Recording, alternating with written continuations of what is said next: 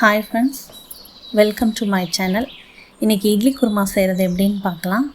அதுக்கு தேவையான பொருட்கள் தேங்காய், அப்புறம் பூண்டு, பச்சை மிளகாய், பட்டை, கிராம்பு, சோம்பு இதெல்லாம் அரைக்கிறதுக்கு, அப்புறம் வெங்காயம், தக்காளி, கடுகு, உளுந்தம்பருப்பு, மல்லித்தலை, கருவேப்பிலை அது வதக்கிறதுக்கு.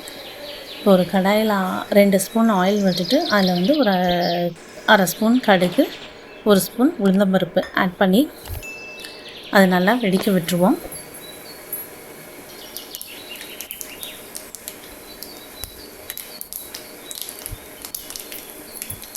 கடுகு நல்லா வெடித்ததும் நீளமாக கட் பண்ணி வச்சு ஒரு பெரிய வெங்காயத்தை அதில் ஆட் பண்ணிக்கலாம்.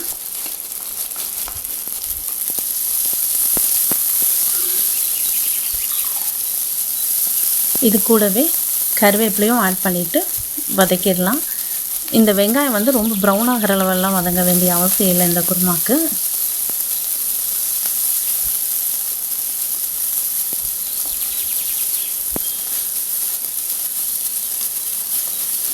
இது கூட கட் பண்ணி வச்சுருக்க மல்லித்தலையில் பாதியை இப்போவே ஆட் பண்ணிக்கலாம்.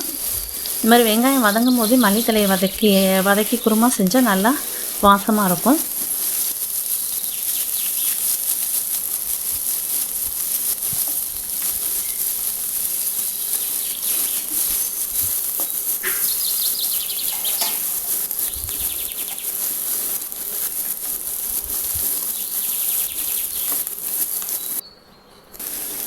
வெங்காயம் இந்தளவுக்கு வதங்கினா போதும். இது கூட 2 தக்காளி கட் பண்ணதை ஆட் பண்ணிவிட்டு அது கூட இந்த குருமாக்கு தேவையான அளவு உப்பு ஆட் பண்ணிக்கலாம்.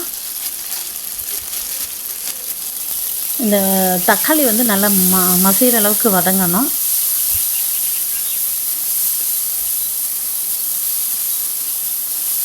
இப்போ நம்ம மூடி போட்டு அதை கொஞ்சம் நேரம் வேக விட்டுட்டா சீக்கிரமாக தக்காளி எல்லாம் மசிஞ்சு வந்துடும். இப்போ தக்காளி நல்லா மசிஞ்சிருச்சு. இது கூட நம்ம அரைச்ச தேங்காய் விழுதை ஆட் பண்ணிக்கலாம். இந்த தேங்காய் விழுதில் நான் டிஸ்பிளேயில் பொட்டுக்கடலை காமிக்கல, 1 ஸ்பூன் பொட்டுக்கடலை ஆட் பண்ணிக்கோங்க. அப்புறம் பச்சை மிளகாய், பூண்டு, பட்டை, கிராம்பு, சோம்பு இது எல்லாத்தையுமே சேர்த்து நல்லா நைஸாக அரைச்சிருங்க. அது கூட கொஞ்சமாக மஞ்சத்தூள் ஆட் பண்ணிக்கலாம்.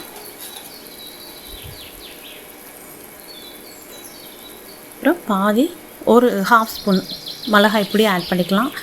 ஏன்னா பச்சை மிளகாய் ஆட் பண்ணதுனால மிளகாய் பொடி 1/2 ஸ்பூன் போதும். இது நல்லா மிக்ஸ் பண்ணிவிட்டு தேவையான அளவு தண்ணி ஊற்றி ஒரு மூடி போட்டு நல்லா கொதிக்க விட்டுடலாம். இது ரொம்ப நேரம்லாம் கொதிக்க தேவையில்லை.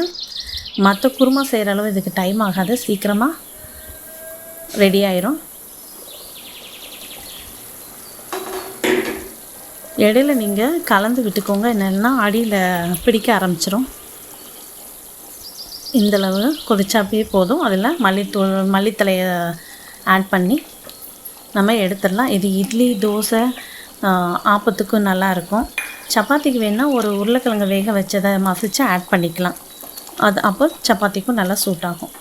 இதை ட்ரை பண்ணி பாருங்கள்.